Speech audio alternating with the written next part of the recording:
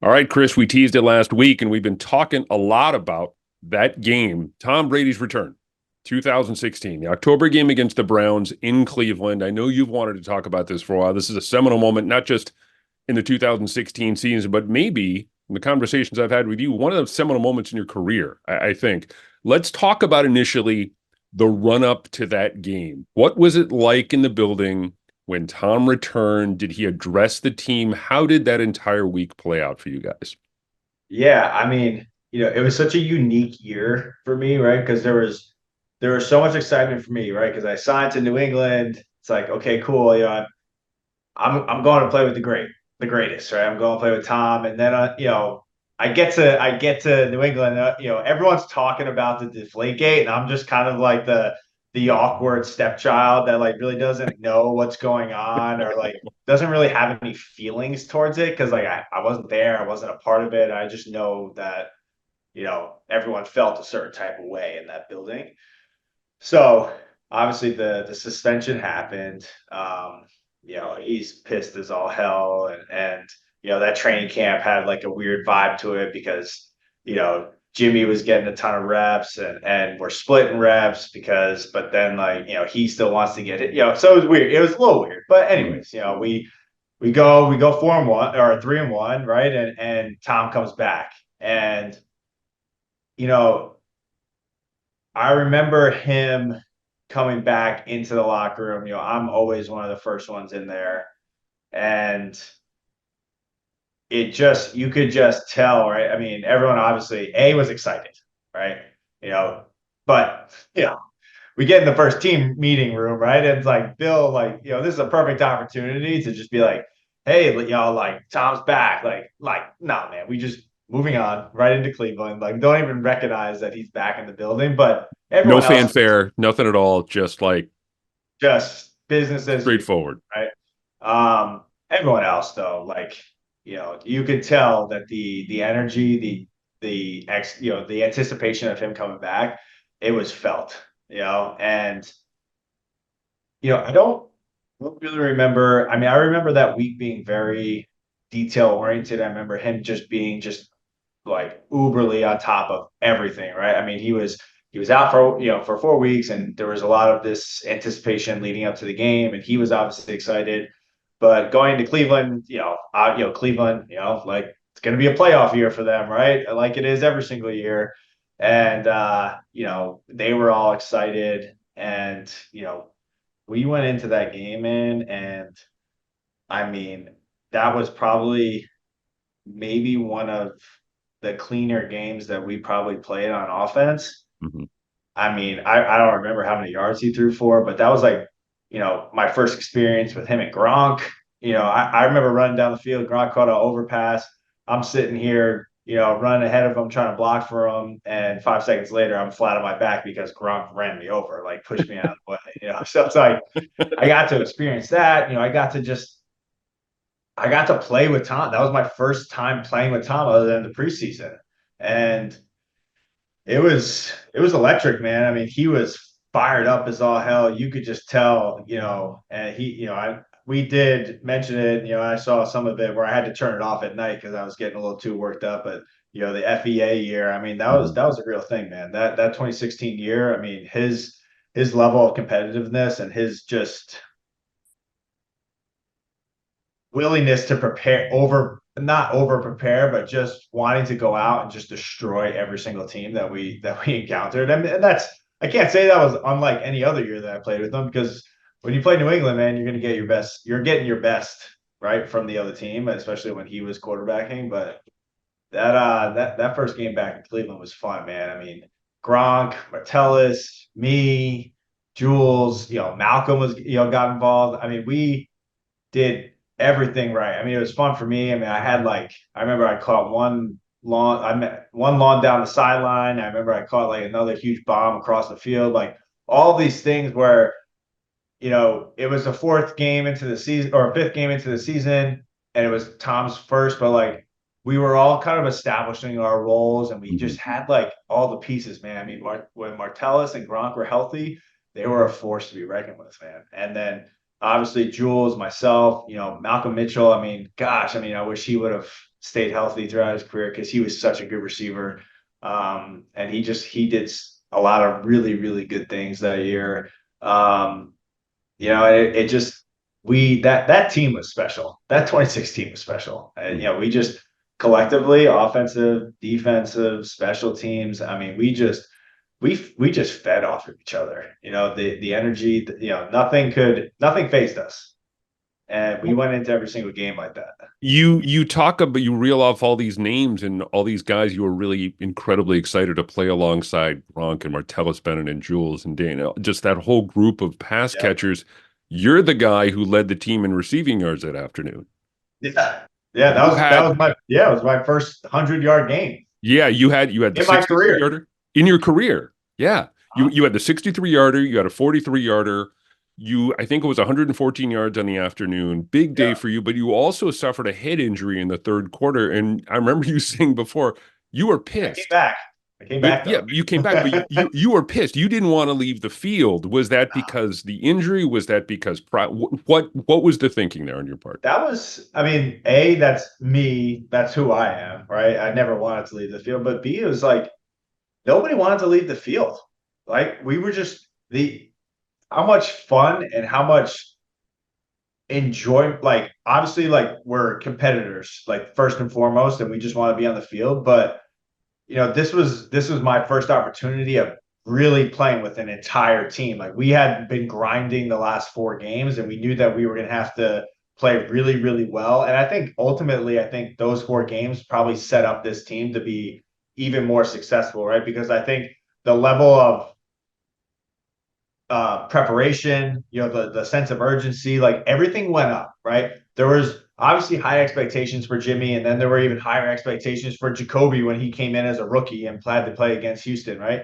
But for everyone else, the guys that had been there, the guys that have been winning, the guys that have won championships, they knew what they had to do, and we knew that it was going to have to come from all the other parts, right? Until Tom was able to get back, and then he was going to fill he was just going to not, I want to say fill a void, but he was able to just on to what we were creating that year. And, it just seemed like once he got back, it just, that ball went out of control, right? Because we just won every single game. We just went on one to the next, to the next, to the next. And that was a special year, man. When did you guys know, did you guys had a special team that year? Was it that game? Was there a moment? Was there just a collective understanding when you look around the locker room and you see everybody executing, and not just executing, but staying healthy for an extended period of time, that, hey, we have something special here. We can do something great. I think it seemed like to me, it's like when I first got there, is that was the expectation, no matter who was in the locker room. But things were going, and they were all trending in the right direction, right? Guys were healthy, guys were staying healthy, guys were available. We had, I remember I went down in San Francisco, but we have we have Danny, we have Jules, we have Malcolm, we have guys that are just able to just, we seemingly didn't skip a beat, if someone was injured for a game or missed a few games. And, with obviously with 12 quarterbacking everything, I mean, you don't blink, right? It's just you don't really, like, it's not gonna weigh on you that we have a specific guy out. It's just like, okay, cool, like you're up, this is your job, this is your role, you're gonna know this role, or I'm gonna be pissed. Right.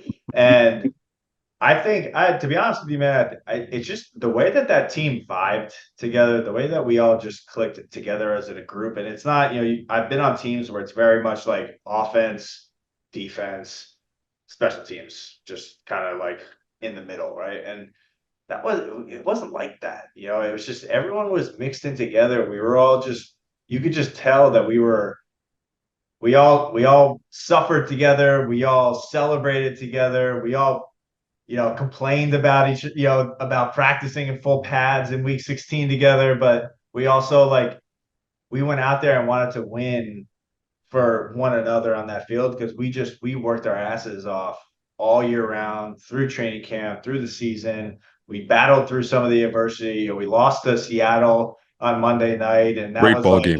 Great ball game. and that was like a that was a big game for us, right? I mean, they came in and I remember playing that game. I blew out my back, that Wednesday, and I remember doing everything I possibly could to play in that game and I remember warming up before the game and I'm running around like I had a damn board strapped to my back. And I remember Chad looked at me and he's like, can you do this? I'm like, bro, you're not taking me out of this fucking game. Like, there's no way I'm missing a chance to play Monday night in New England against Seattle. Cam Chancellor, Sherman, all these guys, and obviously, inevitably, or not inevitably, but we did lose that game. Came down to the last play of the game, but and we felt a certain type of way about that losing at home because we had not lost. I remember like listening to us, we had not lost at home, especially in prime time in Mhm. quite a long time. And I remember after that game, it's just even after that one, man, it's like, okay, cool. Like we're turning the page and that's never happening again. And that was just the type of team, we lose a big game like that, but then we just turn it around to a positive. It's like, all right, like we got to work harder. We got to do something more. We got to prepare more. We can't let this happen. And I think that's, it didn't take that long, but I knew at training camp that this team was pretty special. As you're talking about that being your first year in New England, and I'm curious, I've talked to guys who have come to New England and discuss their initial experiences with the Patriots. And the quote that stands out for me is from Chad Johnson, who said that his first meeting was like the opening scene in Full Metal Jacket. And he was terrified to say the wrong thing. He was terrified to do the wrong thing. What was the assimilation process like for you? Were you intimidated? Were you cowed by the process? And if so, what steps did you take to kind of try to insulate yourself with Brady, the coaching staff, Chad O'Shea, and the rest of them? I, I mean, I think there's definitely a fear factor that was built into the way that Bill ran that organization. It was more of, you didn't want to mess up in fear of that he was just going to get rid of you. So that definitely plays a role in how everyone kind of walks around that facility. And I think I think for me, I mean, it was, I clearly always throughout my career, I always wanted to do the right thing. And I always wanted to be a guy that could be reliable. I always wanted to be a guy that could be put in all the different positions. So I think I kind of seemingly fit into what they were building in New England just because I kind of fit that mold of, hey, I'm just going to do whatever you ask me to do. And I think that was pretty apparent, man. I mean, listen, all 3 years I was there, all three Super Bowls, like I played on all three phases of the main special teams in the Super Bowls. Like I did whatever was asked and I didn't blink about it just because I knew just what it meant to Bill. I knew what it meant to the other guys, like, and all of those other guys, they all did the same stuff, right? Like Devin McCourty, a guy that was a Pro Bowl safety and one of the better safeties in the league. Like he's playing special teams. Like if they're asking Devin McCourty and Dante Hightower and all these guys to be on punt return and play a role and be like, hey, like this could be it. You can get a punt that block that's going to change the game, or we can get this return because you're going to be out there. Like then if you ask me to do it, like I got to do it like 10x of that, right? Because I was just it was always like Bill. I remember it's like the more you can do, right? And that's how you stick around. That's how I think I lasted so long in the league. I tried to be able to do as much as I could. So sure, was there a fear aspect of me when I first got there, just wanting to, did I keep my mouth shut and just work hard and try to study the offense as best I could? Yeah, hell yeah, I did. I just listened and I learned and watched Julian and watched Danny and learned from Tom and listened to Chad and in the meeting room in our own receiver room, maybe I was a little bit more vocal, but when it came down to it, like I just kind of kept my mouth shut, tried to be a good teammate. I think as the year went on, I think I definitely got a little bit more vocal and wanted to be a guy that could, be a good leader on the field, off the field, and try to, contribute to, different conversations or like, what are we seeing on the field? A lot of times it's hard. It's like you play with Tom Brady. It's like, what do you say to the guy? So I don't, early on, I don't recall myself like ever going up to Tom and be like, yo, like this is open or maybe we should think about this. But I think as like the year went on, and I would say the years following, I felt more comfortable going up to him and be like, maybe we should, like, listen, if we do run this, like, this is how this guy's playing me, and try to add that quarterback receiver relationship, try to continue that and make that a little bit better. But definitely when I first got there, I mean, I can't say it was like full fear factor, but I just shut my mouth and just worked hard, man. I was grateful for the opportunity that New England, that Bill and the organization gave me, and I didn't want to mess it up. So like I was doing everything right. Whatever they asked, it was like, okay, cool. How do I do this? Or how do I do this the best way possible? It's like, okay, team meetings at this time, I'm here 10 minutes, 5 minutes early. Or, we start our days at this time. Like, I mean, I was always an early guy, but I made it very apparent that I was like one of the first guys walking in the building, just because I cared, and it was part of my own process, to kind of be there early, go throughout my day, not have to rush into anything, get to watch extra film. And, I learned that first year in New England, I learned a hell of a lot, man. I mean, not only just about, just myself and how to prepare and how to be a better NFL player, but I learned a ton about football. And, I can only give credit to Bill and Tom and Jules and all those guys, man. I mean, they played the game the right way. And, Bill taught them, how to prepare and how to practice. And I'd never practiced harder in my life until I got to New England, and,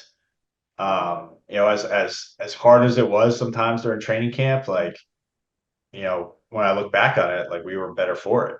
Right. I mean, it's, you get to these teams that are like player friendly, and you finish these days and easier practices like that did not exist. You guys end up going 14-2 that year, and you reach Super Bowl 51. Everyone knows the story, but give me a little sense of what it was like behind the scenes as you guys were, fell into that 28-3 hole. I know Julian has talked about, and we've seen the NFL films clips of him, Yeah. saying it's going to be the greatest story of all time, greatest comeback ever. I know I've talked to Duron Harmon, and he said he was one of the guys in the locker room. Chris Long has talked about Duron Harmon being one of those guys.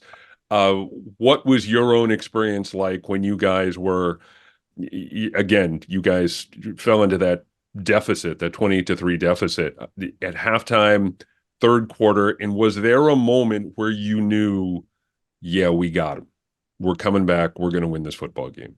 Yeah, I mean, I think the moment for me on offense was, when Danny scored, and then, we immediately got the 2 point conversion right away. And then, obviously Donta getting the sack. Um, the ball just started going in our direction. It started to go in our favor. I mean, I've talked about this. It's just we played the worst half of football that we could have ever played. Tom, throwing a pick six in a Super Bowl, just unheard of, right? Just, and we were offensively. It's like, all right, going leading up to that game, it's like, dude, we're gonna kill these guys, right? They play man coverage. We got a great plan, and we just didn't execute it, right? And then we just, in that situation, in that game, all of those situations that we ended up getting ourselves into, we were only able to execute because we had worked on all of that stuff Mm-hmm. for 17 weeks, or more than that. Let's throw training camp in there, right? The direct snap to James White. We hadn't shown that, but I'll tell you what, we worked on that for weeks prior to that. The 2 point play to Danny, like, that was not just a play that we worked on 2 weeks prior to the Super Bowl. This was stuff that we worked on in training camp. The play, like, I knew we were going to win the game when we called the game winning touchdown. Like, I just knew that was a touchdown. I just knew that we had done this. We had executed it. We did Friday, fast Friday practices with a competition period where we're just going against our number one defense and our number one offense, and we're running these gotta have it type situations, 2 point plays, set the third and goal in the red zone, like all of these types of situations we put ourselves into. 4th and 10, driving in a 2 minute drill. Like, what are we going to call? Like, we had done all this stuff before, man. So no one missed a beat when it came down to like, oh, like, what do we do? Like, what are we going to do in this situation? It's like when they call the play, it's like, okay, cool. Yeah, that makes sense. Like, let's go out and do it. We know how to. It's not something that we've only done a few times. And it's just so it's interesting, we do all of these things throughout the year and Bill puts us in all these situations. And then the biggest game of our careers, right? Or at least in my career, right? All of those situations come up. I mean, we even had a situation at the end of the half, right? I mean, it's like they're punting and we have a chance for Julian to run up and get a fair catch so that we can get a field goal, a free field goal, right? These types of situations that not a lot of teams where maybe they don't practice, but we've been practicing them for months. And it's like, okay, this is what we're doing. Jules, go out there. We're going to fair catch it, and try to get it, try to get to it. They're going to kick it away from you, but try to catch it so that we can get 3 points, right? Or get a chance at a free field goal. So these situations that just randomly come up in games that don't often come up in games, we were so well prepared for. And, we were a team that it did not matter what type of situation we were in. So listen, 28-3, yeah, not great. And did we all think like this could get ugly? No. But were we in the position to win? I mean, no, but was there any loss of fight and wanting to go out and make this game competitive? No. So like coming out of halftime, that was a 0-0 ball game to us. And we wherever it ended up happening, like was gonna happen. And we just needed to execute better. And every single guy from top to bottom, coaching staff included, we executed, and there was no head hanging, there was no feeling bad for ourselves, there was none of that. Because there was no room for that in the last game of the season. Like maybe in week 10 when it's like, all right, we're losing, it's like, well, maybe we should just roll it out there and move on to next week. Like there wasn't any of that because there was no tomorrow. Right. So the rah-rah, the energy, like that just kind of went up even more. And which is hard to even imagine in a Super Bowl because you're just so damn excited to play the thing because there's all the anticipation leading up to it. But it's again, man, special team. Very special team. It was an extraordinary year. And for me, that year in the journey that he went on that year for me was really all about Tom. And that's not to dismiss anyone else on the team. That's not to dismiss any of the other team accomplishments. And I always think about that when the quote from Danny in the Dynasty comes up, we worked for Bill, but we played for Tom. I thought that the real genius of Tom as a leader was his ability to get everyone to buy in individually to what you guys were trying to do as a team. And I think that year was the best example of that. Not only the comeback in the Super Bowl, but playing the last, third of the year without Rob Gronkowski, him missing the first 4 games of the year, so the first quarter of the regular season, but his ability to rally the team, to be able to, again, get everyone to buy in and to have everyone understand that they're putting the team ahead of the individual, that for me remains his genius as a leader. Yeah. I mean, listen, I had over the years, there was a handful of times where it was a players only meeting and he was leading it. Right. And he was not shy to call people out, but he also was like a guy that was he was going to give you the credit where credit was due. And it's like, we lose to Seattle and things are, it was a game that we really shouldn't have lost and everyone's pissed. And it's like, listen, we have all these guys that are doing great things in this room. It's like, we don't need to lose focus because we have the guys in this room that want to do it together. And we're gonna move on. We're gonna learn from all these things, but like we're gonna learn as a team. We're gonna learn as a unit, as an offense, and we're either all going down, and or we're gonna win together or we're gonna lose together, and it's never gonna be on one person. And I think that, like to your point, it's just he did as all the cameras are, specifically on one person. It was never about him, in that locker room ever. I can't think of a single time when it was ever about Tom. And it was all he had one goal in mind, man. That was just to win football games, and that's all he wanted to do. And it was very, very apparent, the second that I got there that this is all this man cared about was winning football games and winning championships. And that was all that we were going to focus on. That was one of my favorite teams, and I've covered the Patriots for 20 years now. I'm going into my 20th year, and it was one of my favorite teams for a number of reasons, not the least of which I wrote a book about about that season, which was incredibly fun to do. But you also had incredibly oversized characters in that locker room, not just Brady, but for my money, the best one and done guy in Patriots history, at least on the offensive side of the ball, in Martellus Bennett. Tell me what it was Easily. like to be able to play alongside him for even for just one season. Character, man. I mean, he was, but you need those types of guys. I mean, listen, A, he was a hell of a football player, but B, he lightened up situations. He was always talking, right? I mean, like, you could walk into a locker room and you didn't hear Martellus, and he probably wasn't in the locker room, right? Like, he was there, man. He was talking trash. He was always talking during practice. Like, he was just a guy that was fun to play with. Chris Long, like another guy who was just like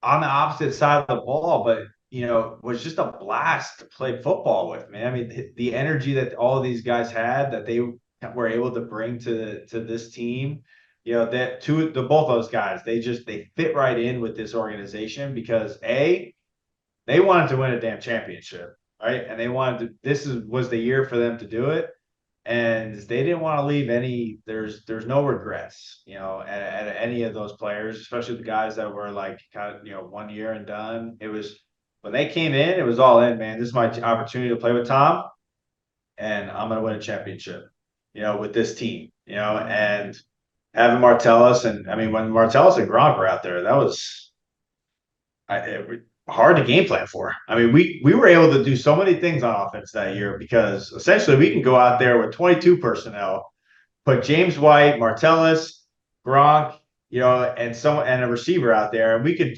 go empty. Which, like, how do you prepare for stuff like that? It's like teams couldn't, man. I mean, they struggled, because we were able to just change up the personnel so much, and we just had so many people that you could put in so many different spots. I mean, it was. I got to imagine it was a headache trying to prepare for that team when we were all healthy. Chris Hogan, thank you very much for your time, my friend. We will go back to the usual off-season fare in our next podcast, but I thought this was fun, especially in the wake of the dynasty. There's a lot of conversation up here about what it all means. And for Yeah. my money, that 2016 season, 2001, if you're a Patriots fan, is still everything. And 2007 is still kind of everything for different reasons. But that 2016 team, man, that group was a lot of fun and a lot Yeah. of fun to cover. It really Yeah. was. All It right. was Take care, fun. and we will talk again very soon, my friend. Sounds good, Chris.